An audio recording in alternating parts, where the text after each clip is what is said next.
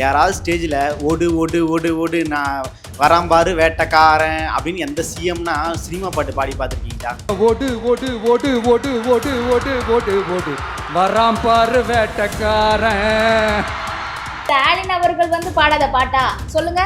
மற்ற அமைச்சர்களை கிண்டல் பண்ணுற மாதிரி வராம்பாரு வேட்டைக்காரன் ஓடு ஓடுன்ற மாதிரி மற்ற அமைச்சர்களை கிண்டல் பண்ணி யாரும் பாட மாட்டாங்க. இது திமுக பண்ணாத கிண்டலை வந்து தாவேக பண்ணிட்டா. ஓடு ஓடுன்னு பரவாயில்ல, எனக்கு ஒரு டவுட் வந்து தொடப்ப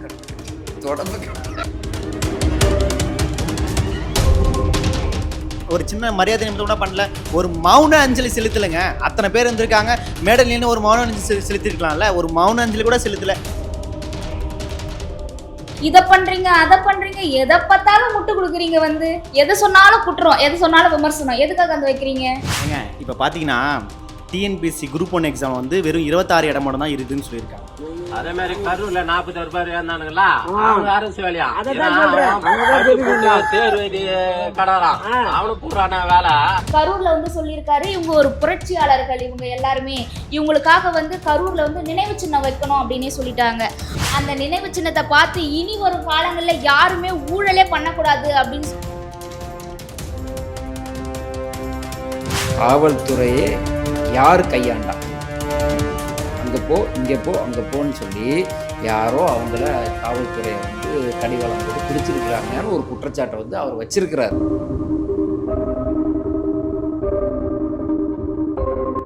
பார்ட்டி ஃபண்ட் அப்படின்னு சொன்னாலே எதிர்க்க கட்சி எந்திரிச்சு ஓடிடுறாங்க. அதே மாதிரி தான் போடாத ரோடுக்கு காசு வாங்கி ஊழல் பண்ணுறது. அதுக்கப்புறம் இந்த மாதிரி இப்போ திட்டங்கள், இப்போ நான் முதல்வன் திட்டம், மகளிர் விடியல் பயணம், எல்லாத்துலேயுமே கொள்ளடிச்சிருக்காங்க, எல்லாத்துலேயுமே ஊழல் இருக்குது. வாக்குறுதினா என்னன்னு தெரியுமா உங்களுக்கு? நீங்கள் தான் வாக்குறுதியை நிறைவேறது இல்லையே. இப்போ கூட தாய் மாமன் தங்க மோதிர திட்டம், இந்த திட்டத்தை வந்து அண்ணா பிறந்த நாளைக்கு வந்து செயல்படுத்துறதா சொல்லியிருக்காரு. கரூரே இப்போ திருவிழா கோலத்தில் இருக்குது. எதுக்காக அப்படின்னா தளபதி வந்து போயிருக்காரு, முதலமைச்சராக முதல்ல போயிட்டு அவங்கள சந்திச்சிருக்காரு. அவருக்கு நன்றி தெரிவித்தோடு மட்டும் இல்லாமல் அவங்களுக்கு அரசு வேலையும் வழங்குறதுக்காக போயிருக்காரு. இது ஒரு மிகப்பெரிய திருவிழாவாக கோலாகலமாக வந்து கரூர் மக்கள் கொண்டாடிட்டு இருக்காங்க. அது எப்படிங்க மனசாட்சியே இல்லாமல் திருவிழான்னு சொல்கிறீங்க? 42 பேரை கொன்று குவிச்சிட்டு அவங்களுக்கு நினைவேந்தல் செலுத்துகிற வகையில் இன்றைக்கி போகிறேன்னு சொல்லிட்டு மலர் தூவி, திருச்சியில் என்னன்னா மலர் தூவி வர வைக்கிறாங்க, கரூரில் என்னன்னா அவ்வளோ கூட்டமாக வந்து அலமோதுறாங்க. ஏற்கனவே 42 பேர் செத்து போயிட்டாங்க. அவர் ஒரு முறையும் வெளியே வரும்போது யாராவது செத்துருவானோன்ற பயத்திலே வாழ வேண்டியதாக இருக்குது. இதில் நீங்கள் வந்து திருவிழா மாதிரி இருந்துச்சுன்னு வேறு சொல்கிறீங்க, மனசாட்சியே இல்லாமல். இருங்கம்மா இருங்க. சித்திரை ஒன் மீடியா நேயர்களுக்கு வணக்கம். தளபதி அவர்கள் முதல்வராக கரூருக்கு சென்றிருந்தார். அங்கு நிறைய விஷயங்களை பேசியிருக்கிறார். அது சார்ந்து இங்கே நம்முடைய நிகழ்ச்சி தொகுப்பாளர் அபிநயா இருக்கிறாங்க, தாவேக ஆதரவாளராக. இங்கே குமார் இருக்கிறாரு, அவர் திமுக ஆதரவாக இருக்கிறாரு. இவங்க ரெண்டுத்துக்குள்ளே நிறையா சந்தேகங்கள் இருக்குது, நிறையா குற்றச்சாட்டுகள் இருக்குது, நிறையா பதில்கள் இருக்குது. என்ன சொல்கிறாங்க அப்படிங்கிறத கொஞ்சம் பார்ப்போமே. என்ன மனசாட்சி இல்லாமல் நடந்துக்கிட்டாங்க. மக்கள் வந்து வரவேற்கிறாங்க. 42 உயிர் போனது அப்படிலாம் அவங்க நினைக்கல. தளபதி வராரு, அதனால மலர் தூவி நல்லா அவரை வரவேற்கிறாங்க.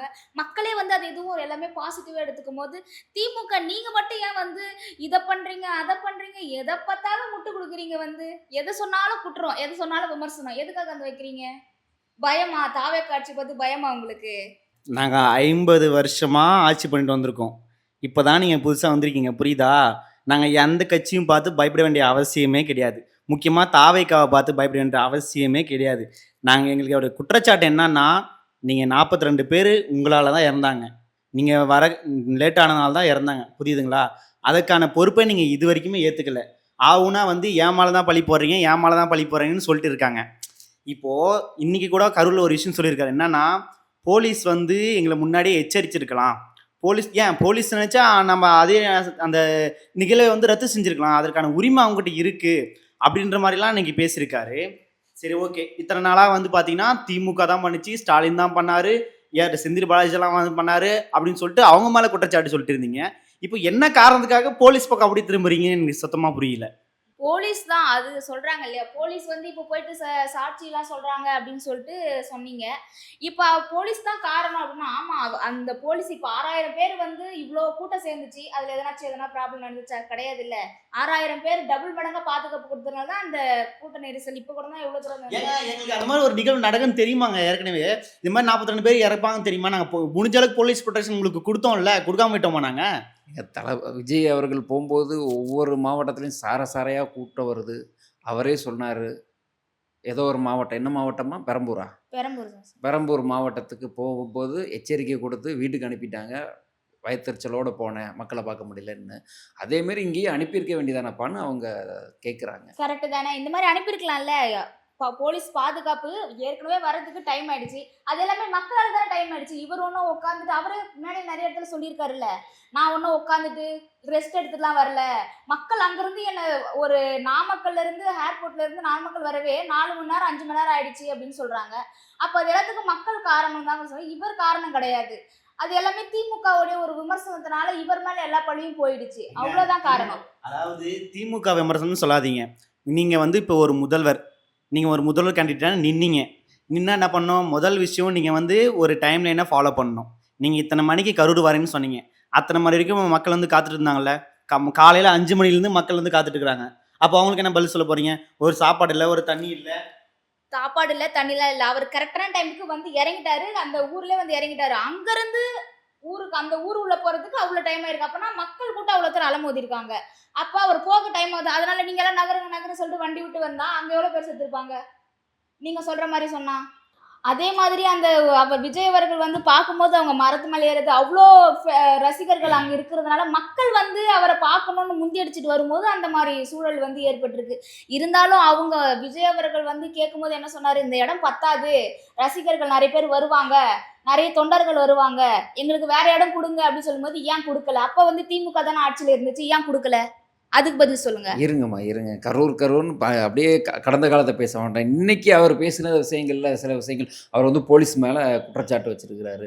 ஏன் அப்படின்னா அதுலேயுமே அவர் என்ன சொல்லியிருக்கிறாரு, காவல்துறையே யார் கையாண்டா, அங்கே போ இங்கே போ அங்கே போன்னு சொல்லி யாரோ அவங்கள காவல்துறையை வந்து கடிவாளம் போட்டு பிடிச்சிருக்கிறாங்கன்னு ஒரு குற்றச்சாட்டை வந்து அவர் வச்சிருக்கிறார். ஆமா சார். அது சரி, அது என்ன சொல்றீங்க தம்பி, நீங்கள் உங்கள் சைடில் வந்து ஏதாவது இருக்கா? அதாவது ஐயா, எங்களால் முடிஞ்ச அளவுக்கு இந்த மாதிரி போலீஸ் ப்ரொடெக்ஷன் நாங்கள் கொடுத்தோம். அவருக்கு நாங்கள் காவல்துறை பாதுகாப்பு கொடுக்கலன்னு நீங்கள் சொல்லவே முடியாது. நாங்கள் கொடுத்தோம். ஆனால் இந்த மாதிரி ஒரு அசம்பாவிதம் நடக்கும்னு சொல்லிட்டு யாருமே எதிர்பார்க்க கிடையாது. இந்த மாதிரி ஒரு அசம்பாவிதம் நடந்துருச்சு. சரி, அதை விடுங்க, இன்றைக்கி அதை போட்டோம். இன்றைக்கி மேடையில் வந்து ஒரு பேச்சு பேசினார், நீங்கள் அதை பார்த்துருப்பீங்கன்னு நினைக்கிறேன். இன்னுமே அவர் வந்து அந்த சினிமா இருக்குல்ல, அந்த சினிமா இதை விட்டு, அந்த வைப்பை விட்டு வெளியே வரலன்னு நினைக்கிறேன். முதல்வர்ன்றதுக்கான ஒரு தகுதியை வந்து இன்னும் அவர் வளர்த்துக்கணுமோ அப்படின்ற ஒரு இது வருது, நிலைமை வருது. ஏன்னு கேட்குறேன்னா, யாராவது ஸ்டேஜில் ஓடு ஓடு ஓடு ஓடு நான் வராம்பாரு வேட்டைக்காரன் அப்படின்னு எந்த சிஎம்னா சினிமா பாட்டு பாடி பார்த்துருக்கீங்களா? ஸ்டாலின் அவர்கள் வந்து பாடாத பாட்டா சொல்லுங்க? இவர் வந்து இந்த காலத்துக்கு ஏற்ற மாதிரி, இப்போ இருக்கிற ஜென்ரேஷனுக்கு ஏற்ற மாதிரி ஒரு பாட்டு பண்ணாரு அவர் நடித்த படத்துல இருந்து. ஆனால் ஸ்டாலின் அவர்கள் அந்த காலத்து எம்ஜிஆர் பாட்டு அது எல்லாத்தையும் பாடியிருக்காருல்ல. நான் மேடையில் இருக்கிறது எதனா வீடியோ எடுத்து காமிக்குவா? ஏங்க, பாட்டு பாடானா மக்களுக்கு நல்ல கருத்துள்ள பாட்டாக பாடணுங்க. அதை விட்டுட்டு மற்ற அமைச்சர்களை கிண்டல் பண்ணுற மாதிரி வராம்பாரு வேட்டைக்காரன் ஓடு ஓடுன்ற மாதிரி மற்ற அமைச்சர்களை கிண்டல் பண்ணி யாரும் பாட மாட்டாங்க. எது திமுக பண்ணாத கிண்டலை வந்து தாவேக்கா பண்ணிடுச்சா? இப்ப ஜென்சி கூட்டத்தை வச்சு இங்க ரீல்ஸ் பண்ணி ஆட்சி பண்றாங்கன்னு சொல்லிட்டு ஒரு கருத்தை சொன்னீங்க. அதே ரீல்ஸை நீங்க பண்ணி ஜென்சின்னு ஒரு கூட்டத்தை ஆரம்பிச்சு அங்க பண்ணாத டைலாக், அங்க பண்ணாத ரீல்ஸை வந்து தாவேக்கா பண்ணிடுச்சு. எப்படி? அதாவது வல்கர் வாரியர்ஸும் நீங்கள் இந்த ஜென்சி டிஎம்கேவும் ஒப்பிடுறீங்க, அப்படி தானே பார்க்குறீங்க? அதாவது ஜென்சி டிஎம்கே வந்து பார்த்தீங்கன்னா, நீங்கள் வந்து அவங்க சொல்கிற கருத்தை வந்து இவங்களை யாருமே ஏற்றுக்க மனசு இல்லை. அதனால் அவங்க சொல்கிறதுக்கு எல்லாத்துக்குமே நீங்கள் ஆப்போசிட்டில் பேசி பேசி பேசி பேசி அவங்க மேலே ஒரு கரும்புள்ளியை வைக்க பார்க்குறீங்க. ஒரு இளைஞர் தலைமுறை வந்து வளர விடுது, அதை வளர பார்க்க மாட்டேங்கிறீங்க நீங்கள். முக்கியமாக ஓடு ஓடுன்னு பரவாயில்ல, எனக்கு ஒரு டவுட், இந்த தொடப்பக்கட்டை அது மட்டும் கொஞ்சம் விளக்கமாக சொல்லிட்டீங்கன்னா நல்லா இருக்கும். நீங்கள் சட்டசபையில் இப்படின்னு சொல்லும் போதெல்லாம் அது தொடப்பக்கட்டையே தெரியல, இதுவே ஜென்சி டிஎம்கே வந்து இப்படி சொல்லும் போது அது உங்களுக்கு தொடப்பக்கட்டையே தெரியுதா? ஃபர்ஸ்ட் அந்த தொடப்பக்கட்டை யார் பண்ணது? ஸ்டாலின் அவர்கள் இப்படி பண்ணாரு இல்ல, அதனாலதான் எங்க சிஎம் வந்து இப்படி பண்ணாரு. நீங்க பண்ணாத கிண்டலாங்க பண்றோம். சும்மா ஆவுச்சுன்னா கவர்ச்சியா வராங்க, சினிமா டைலாக் எடுத்துட்டு வராங்க, அப்படி நடிச்சவரு இப்ப அதே மாதிரி டயலாக் பேசல. அவர் வந்து உண்மைய சொல்லியிருக்காரு. எதனாச்சும் ஒரு சிஎம் வந்து இந்த மாதிரி வந்து லஞ்சம் வாங்காதீங்க, லஞ்சம் கேட்டா குடுக்காதீங்க, என் பேர சொல்லுங்க அப்படின்னு ஏதாச்சும் ஒரு முதலமைச்சர் வந்து இதுவரைக்கும் மேடையில அந்த மாதிரி சொல்லியிருக்காங்களா? இவர் வந்து லஞ்சம் ஒழிஞ்சிச்சுன்னு சொல்லிட்டா அது நடந்துருமா? ஏங்க வேலை பார்க்கணுங்க. இப்ப வந்து அந்த மாரி ஒரு சிஸ்டமே இருக்க முடியாது. இங்க ஆட்சி அமைஞ்சு 60 நாள் கூட ஆகல. எவ்வளோ 60 நாள் கூட ஆகல. 60 வருஷம் கட்சி. அது அப்ப எல்லாமே போய் மக்கள கேட்டு பாருங்க. அதுக்கு போனா இங்க போயிட்டு அவங்க கிட்ட கேளுங்க. ஒவ்வொருத்தருக்கும் லஞ்சம். உள்ள போற பியூன் கிட்ட ஒரு லஞ்சம். அப்புறம் உள்ள போற ஸ்டெப் பை ஸ்டெப்பா லஞ்சம் வாங்குவாங்க. ஆனா இந்த ஆட்சியில ஒருத்தர் கூட லஞ்சம் வாங்கல. எவ்ளோ வீடியோக்கள் வருது பாத்தீங்களா? இந்த 50 நாட்ல எவ்ளோ வீடியோ வருது. அதுல ஒவ்வொருத்தரும் வந்து ஒரு 15 நிமிஷம் தான் ஆச்சு. கையெழுத்து போட்டேன். எங்களுக்கு உடனே குடுத்துட்டாங்க. நாங்க கூட போல. போஸ்ட் மூலியமா வருது. 10 வருஷம் இழுத்தடிச்ச கேஸ்லாம் போஸ்ட் மூலியமா வருது. அப்படின்னு சொல்றாங்க. அப்ப இதெல்லாம் பார்க்கும்போது ஆட்சி மாறிச்சு இல்லையா? இவர் வந்ததுனால தானே இந்த ஒரு மாற்றம் நடந்திருக்கு. இத பத்தி உங்க ஆட்சியில எவ்ளோ ஊழல் என்னென்ன பண்ணியிருக்காங்க எல்லாம் ஒவ்வொன்னா வந்து வெளி வந்துட்டு இருக்கு. ஏங்க புது விளக்குமாறு ஸ்டார்ட்டிங்ல நல்லா தான் இருக்கும். அது தேய தேய தேய தான் அதோட உண்மையான ரூபம் என்னன்னு தெரியும். புரியுதுங்களா? அதாவது இப்ப நீங்க ஆட்சிக்கு வந்து வெறும் 60 நாள் மட்டும் தான் ஆகுது. அதுக்குள்ளயே ஆஹா, ஓஹோ, ஐயோ, ஐயோன்னு சொல்லிட்டு கத்தாதீங்க. புரியுதுங்களா? இதுக்கப்புறம் தான் மக்கள் பிரச்சனைனா என்னன்னு நீங்க தெரிஞ்சுக்க போறீங்க. வந்த 6 நாள்ல வெறும் ரீல்ஸெல்லாம் போட்டு போட்டு மக்கள் மத்தியில ஒரு இடத்த பிடிச்சிட்டீங்கன்னு சொல்லிட்டு நினைச்சிடாதீங்க. அடுத்த எலெக்ஷன் வருது, இடைத்தேர்தல் வருது, அதுல பார்த்துக்கலாம். அதான் தளபதியே சொல்லிட்டாரே, இடைத்தேர்தல்ல வெளுத்து விடுங்க அப்படின்னு சொல்லிட்டு. இப்ப நீங்க பார்த்திருப்பீங்கல்ல, இந்த 60 நாட்கள்ல நீங்க என்ன சொன்னீங்க? பழமொழி சொல்றீங்க. புது விளக்கமாறு தேய தேய தான் அதுவாகும் அப்படின்ட்டு. அப்படிலாம் கிடையாது. 50, 60 வருஷமா ஒரு திராவிட கட்சி வந்தது. ஒரு ஒரு நாள் கூட இந்த மக்கள் வந்து நிம்மதியா இல்ல. அதெல்லாம் அது அவங்கலாம் போகணும் அப்படின்றதுக்காக தான் புது ஒரு ஆட்சிய மாற்றத்தை எடுத்துன்னு வரணும்னு சொல்லி தாவேக்கா கூட்டு போட்டுருக்காங்க. இப்ப இந்த 60 நாள்ல இவ்ளோ மாற்றம் நடக்குதுன்னா, இன்னும் 5 ஆண்டுகள்ல எவ்ளோ மாற்றம் நடக்கும், எவ்ளோ முன்னேறும் நாடு, தமிழ்நாடு எவ்ளோ ஒரு பெரிய இடத்துக்கு போவோம் அப்படின்னு மக்கள் நம்புறாங்க. ஆனா ஸ்டாலின் அவர்கள நம்பல. நீங்க இன்னும் நாங்க ரீல்ஸா தான் ஜெயிச்சோம்னு நெனச்சிட்டு இருக்கீங்க. ஆனா நீங்க வந்து எதனால தோத்தோன்னு கூட இன்னும் உங்களால கண்டுபிடிக்க முடியல. இன்னும் வந்து குழு போட்டு எதனால தோத்தோம், எதனால தோத்தோம்ன்னு சொல்லிட்டு ஆராய்ச்சி பண்ணிட்டு இருக்கீங்க. நீங்க அத ஆராய்ச்சி பண்ணி முடிக்கிறதுக்குள்ள நாங்க இடைத்தேர்தல்லயே ஜெயிச்சு வெற்றி பெற்றுருவோம். எப்படி தெரியுமா? லாரன்ஸ் மாரி ஆட்களையும், அப்புறம் கேபிஒய் பாலா மாரி ஆட்களையும் எல்லாம் உள்ள கொண்டு வந்து, இந்த சினிமா பிரபலங்கள், ரீல்ஸ் போடுறவங்க இவங்கள மாரி ஆட்கள கொண்டு வந்து மட்டும் தான் நீங்க வந்து இடைத்தேர்தல்ல வெற்றி பெறுவீங்கன்னு நல்லாவே தெரியும் எங்களுக்கு. ஏன்னா அதுக்காக தானே பேச்சுவார்த்தை போயிட்டு இருக்கு இப்போ. லாரன்ஸ் அவரா வந்தாரு, அவரா பேட்டி குடுத்தாரு. மறுபடியும் அவரா வந்தாரு, விளக்கம் சொல்லிட்டு போயிட்டாரு. கேபி பாலா அவரு இன்ஸ்டாகிராம்ல ஏதோ ஒரு நல்லது பண்ணிட்டு எல்லாரும் வீடியோ போட்டுட்டு இருக்காரு. கன்டென்ட் கிடைக்கலன்ட்டு ஏதாச்சும் ஒண்ணு எடுத்து தாவேக்கா மேல ஆட்சி பாருங்க, நீங்க கேக்குற கேள்விக்கு எனக்கு சிரிப்பு தான் வருது. ஏன் இந்த மாதிரிலாம் கேள்வி கேட்குறீங்க? அறிவுபூர்வமா எதனா யோசிச்சு கேளுங்க. டிஎம்கேனாலே திராவிட கட்சி 50 வருஷமா இருக்கிறதுனால கேள்வி எதனா தெரியலையா? தெரியலனா சரி, சொல்லுங்க, நானே எடுத்து அறிவுபூர்வமா தரேன். கேளுங்கன்னு சொல்றாங்க. தம்பி, இந்த டிஎன்பிஎஸ்சி கவர்மெண்ட் ஜாபு, இவர் கவர்மெண்ட் ஜாப் குடுக்குறது கொஞ்சம் ஏதோ எதிர்ப்பு கோர்ட் வரைக்கும் போயிருக்கு. என்ன? ஏங்க இப்ப பார்த்தீங்கன்னா, டிஎன்பிஎஸ்சி குரூப் 1 எக்ஸாம் வந்து வெறும் 26 இடம் மட்டும் தான் இருக்குதுன்னு சொல்லியிருக்காங்க. இந்த பக்கம் பார்த்தீங்கன்னா, இவர் 42 பேருக்கு வந்து அரசு வேலைன்னு சொல்லியிருக்காரு. இப்படி இருக்கும்போது, இங்க இவரு 41 பேருக்கு அவங்க என்ன பண்ணாங்க? ஒரு கவர்ச்சியான ஒரு ரசிகன் மனப்பான்மையில ஒரு விஜயை பார்க்கணும் அப்படின்றதுக்காக வந்து உயிரிழந்தவங்க. அவங்களுக்கு 41 அரசு வேலையாம். இங்க கஷ்டப்பட்டு உழைச்சு உட்காந்து படிச்சு ஃபீஸ் கட்டி அந்த மாதிரி படிச்சு வர எக்ஸாம் எழுதுறவங்களுக்கு இந்த மாதிரி வேகன்சி இல்லைன்னு சொல்லும்போது எப்படிங்க அதை நம்ம ஏத்துக்க முடியும்? இப்ப ஆங்கிலேயர் காலத்துல சுதந்திரத்துக்காக போராடினவங்கள என்ன சொல்லுவோம்? சுதந்திர போராளி அப்படின்னு சொல்லுவோம். இப்ப இதே மாதிரி திராவிட கட்சிகள் வந்து ஒழியணும், அவங்க கிட்ட இருந்து மக்கள் விடுவிக்கணும் அப்படின்றதுக்காக இந்த தாவேக்கா ஆட்சி ஒரு மாற்றத்தை ஏற்படுத்துச்சு. அந்த மாற்றத்துல உயிரிழந்த இவங்களும் போராளி தானே. அப்ப இவங்களுக்கும் வாழ்வாதாரத்துல வந்து இப்போ அங்க 42 பேர் இறந்தவங்க. அவங்க முக்கியமான ஒரு நபரா இருக்கலாம். குடும்ப உறுப்பினர்ல தலைவரா இருக்கலாம், அவங்க அப்பாவா இருக்கலாம், தம்பியா இருக்கலாம். இவங்களாம் எதிர்காலத்துல என்னவா இருப்பாங்க? அவங்களுக்கு கடைசி வரைக்கும் சாப்பாடு போட்டிருப்பாங்க. அந்த மாதிரி ஒரு சிறப்பான ஒரு திட்டத்தை செயல்படுத்தணும் அப்படின்றதுக்காக தான் அவங்களுக்கு அரசு வேலை குடுத்துருக்காங்க. அவங்க சாகுற வரைக்கும் அந்த சம்பளத்த வாங்கி அவங்க வாழணும் அப்படின்றதுக்காக, இவர் வந்து அந்த 42 குடும்பங்களுக்கும் அரசு வேலை குடுத்துருக்காரு. தளபதியே சொல்லிட்டாருங்க. சிஎம் முதலமைச்சரா இருக்கிற விஜய் அவர்களே இன்னைக்கு கரூர்ல வந்து சொல்லியிருக்காரு. இவங்க ஒரு புரட்சியாளர்கள் இவங்க எல்லாருமே. இவங்களுக்காக வந்து கரூர்ல வந்து நினைவு சின்னம் வைக்கணும் அப்படின்னே சொல்லிட்டாங்க. அந்த நினைவு சின்னத்தை பார்த்து இனி வரும் காலங்கள்ல யாருமே ஊழலே பண்ணக்கூடாது அப்படின்னு சொல்லிட்டு ஸ்ட்ரிக்ட்டா ஒரு ஸ்டேட்மெண்ட்டை வச்சிருக்காரு. இதுக்கு என்ன சொல்ல போறீங்க? ஏங்க சுதந்திர போராட்ட தியாகிகள் வரைக்கும் ஒப்பீடு பண்ணி பார்க்குறீங்களேங்க. அவங்களாம் யார்? நேதாஜி, அப்புறம் சுபாஷ் சந்திர போஸ், அப்புறம் திருப்பூர் குமரன், மருது சகோதரர்கள்.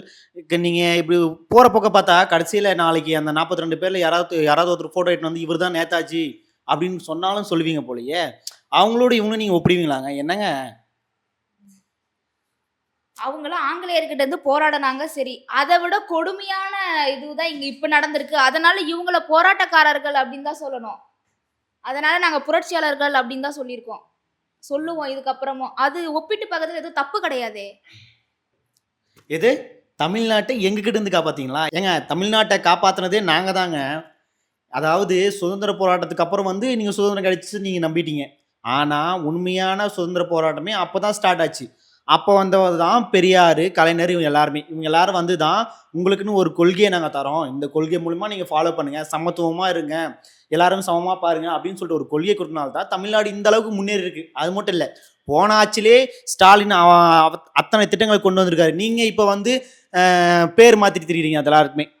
என்ன பேர் சொன்னீங்க? பெரியார், கலைஞர். பெரியாரை கூட விட்டுருங்க. கலைஞர் அவர் வந்து சுதந்திரத்துக்காக போராடி இந்த தமிழ்நாட்டுக்கு வந்து மீட்டெடுத்துட்டு வந்தாரு. அப்படிதானே? எத்தனை பாலங்கள் கட்டியிருக்காங்க, எத்தனை அணைகள் கட்டியிருக்காங்க. தமிழ்நாட்டுடைய செழிப்புக்கு இப்போ அந்த 50 வருஷத்துல அவங்க தான் முக்கிய புள்ளின்னே சொல்லலாம்.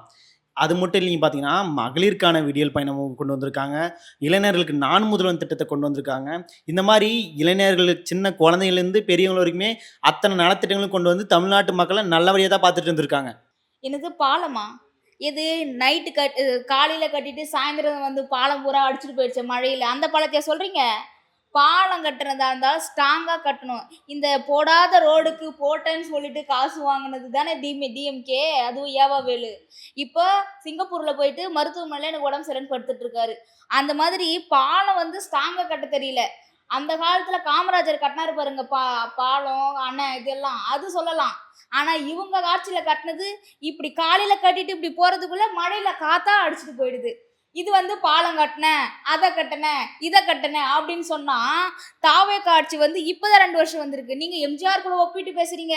இப்ப இருக்கிற மக்கள் வந்து எம்ஜிஆர் வந்து எப்படி செயல்படுறாரோ அதே மாதிரி அதே வழியில காமராஜர் எம்ஜிஆர் வழியில வந்து விஜய் போறாரு அப்படின்னு சொல்லிட்டு சொல்றாங்க. இவர் வந்து கவர்ச்சியால வரல, மக்களுடைய மனசுல இருக்கிறதுனால வந்திருக்காரு.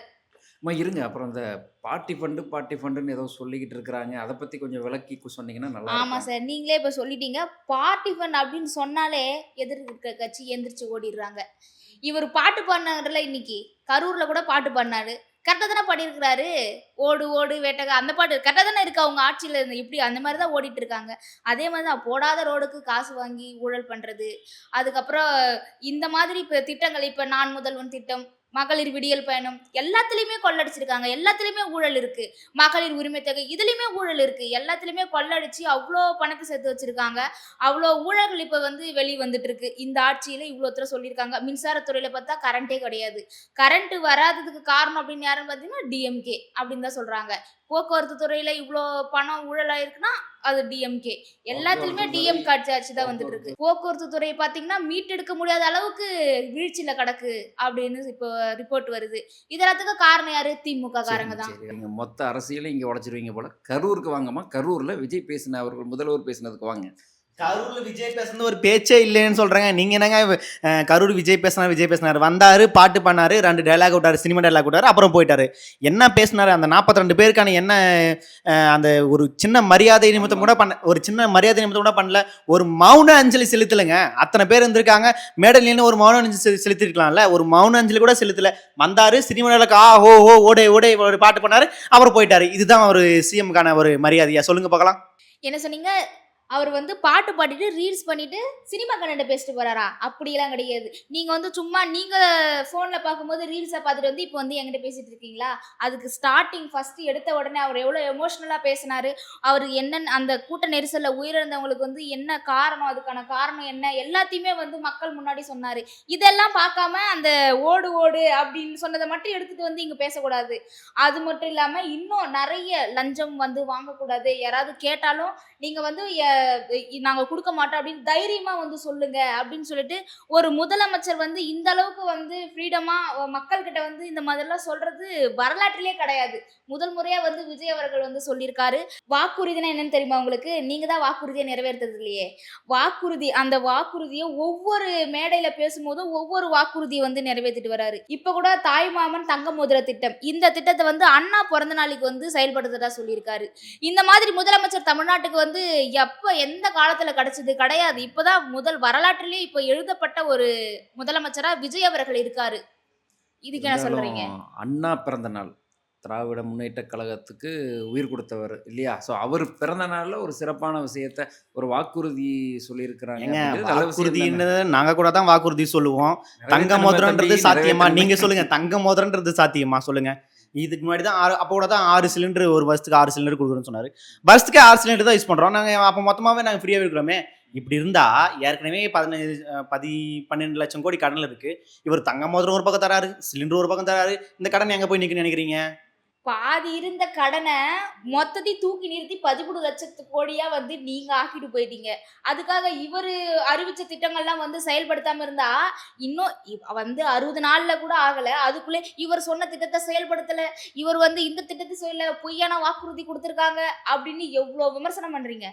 வாக்குறுதியை நிறைவேற்றினாலும் குத்தம் சொல்றீங்க, வாக்குறுதி நிறைவேற்றலனாலும் வந்து ஏன் நிறைவேற்றலன்னு கேக்குறீங்க.